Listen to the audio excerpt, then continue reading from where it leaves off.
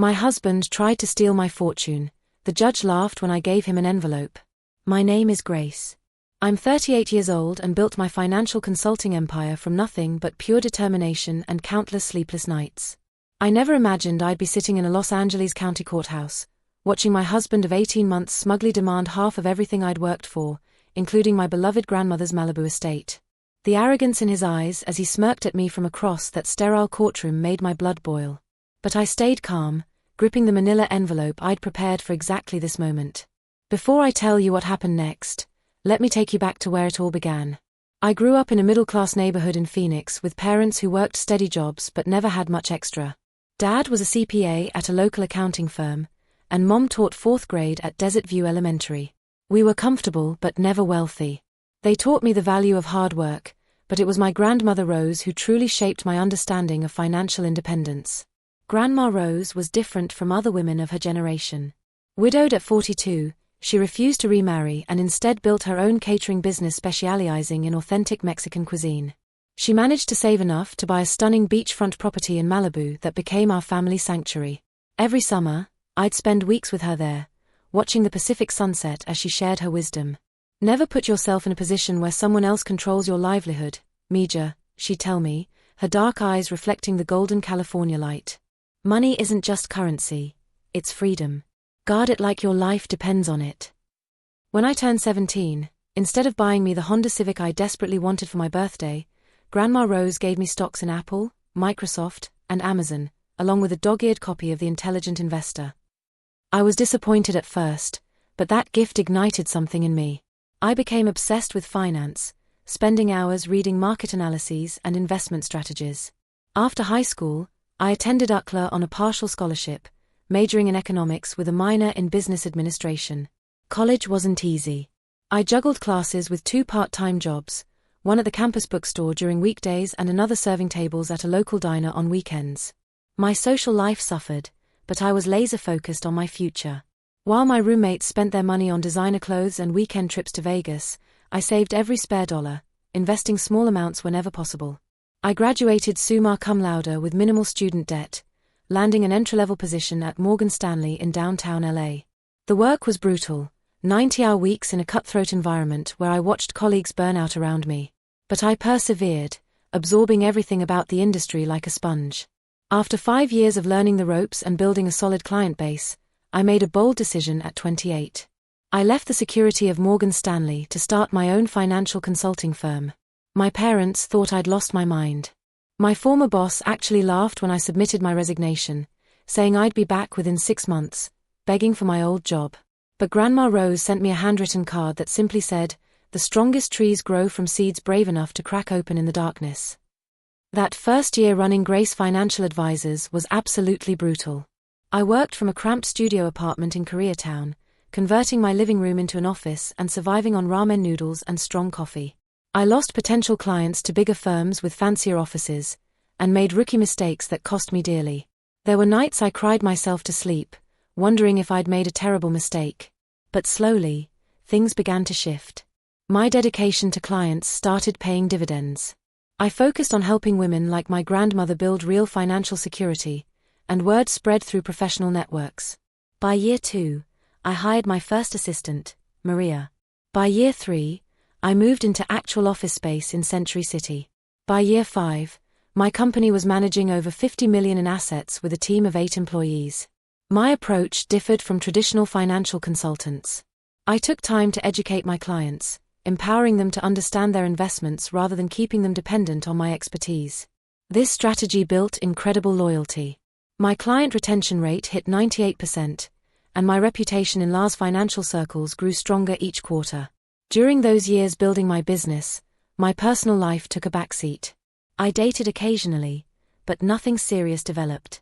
I was too consumed with work and honestly too protective of what I was building to let someone else in completely.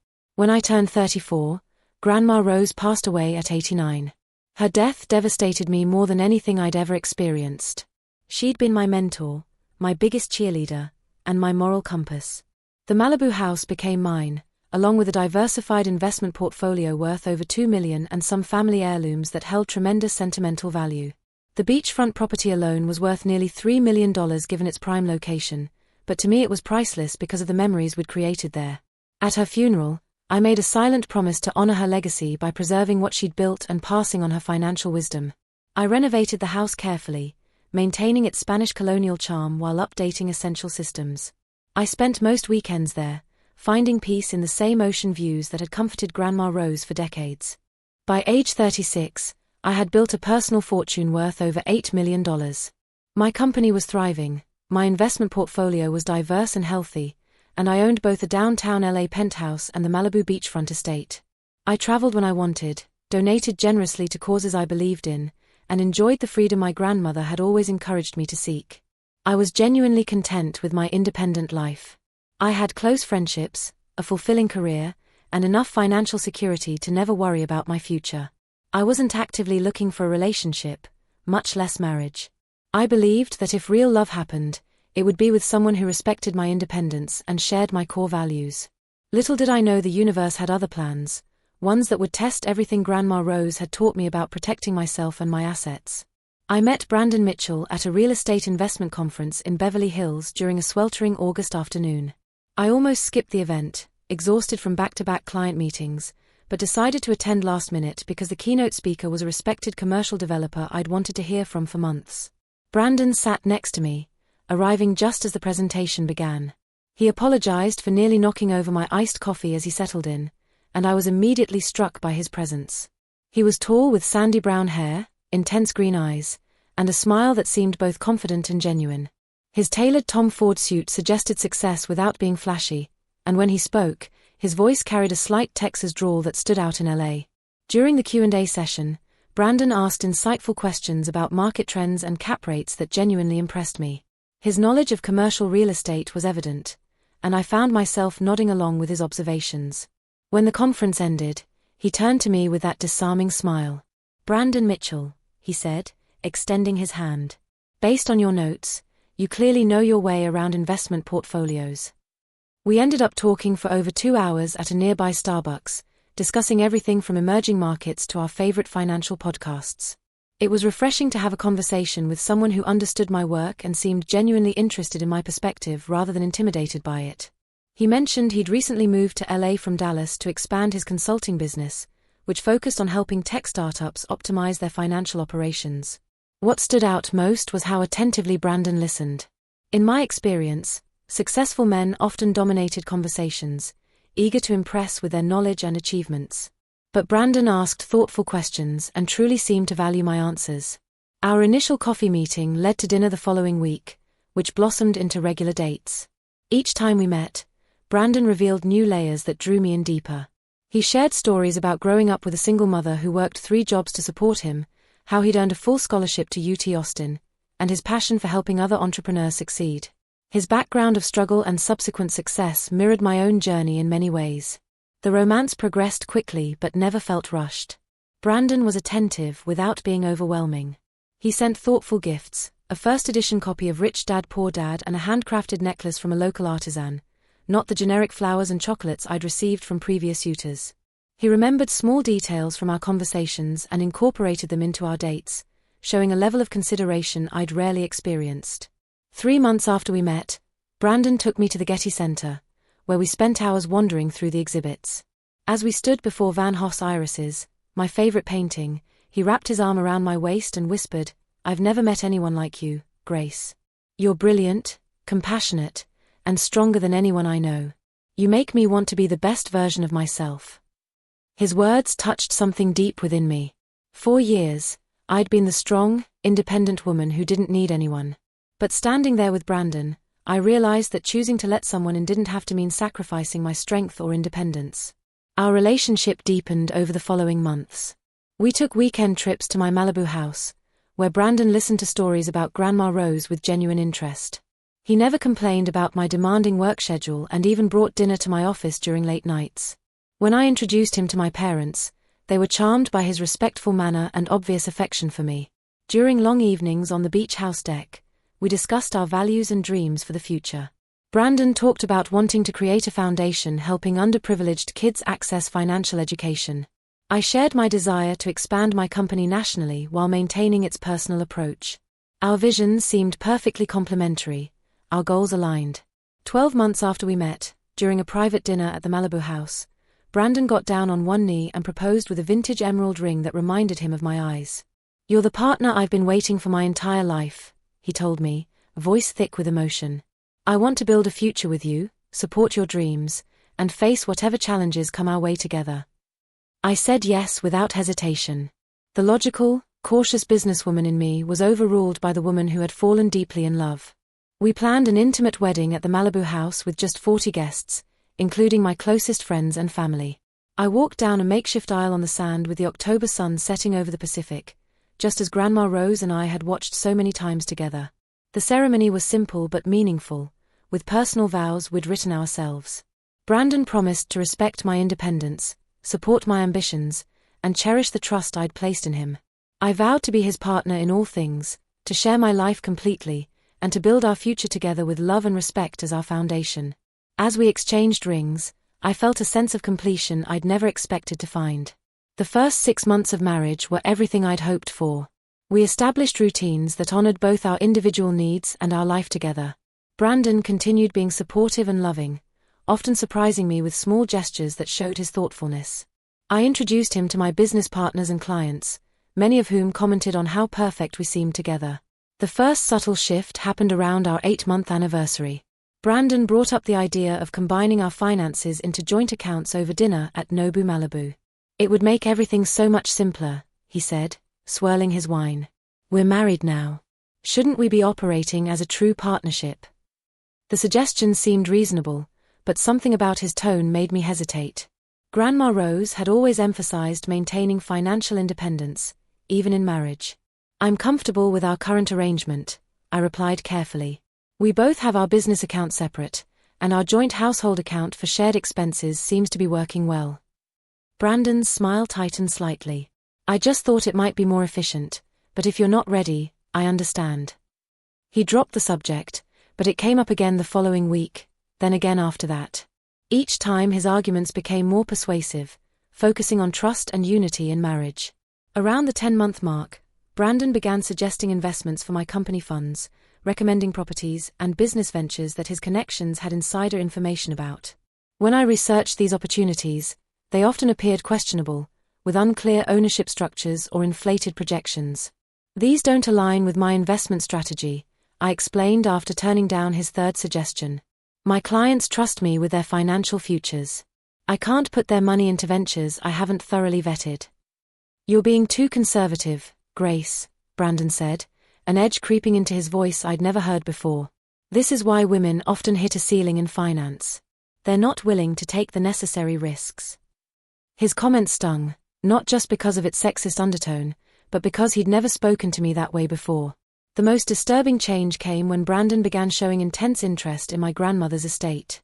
He started asking detailed questions about the Malibu property, its exact value, the terms of my inheritance, and the legal structure of ownership.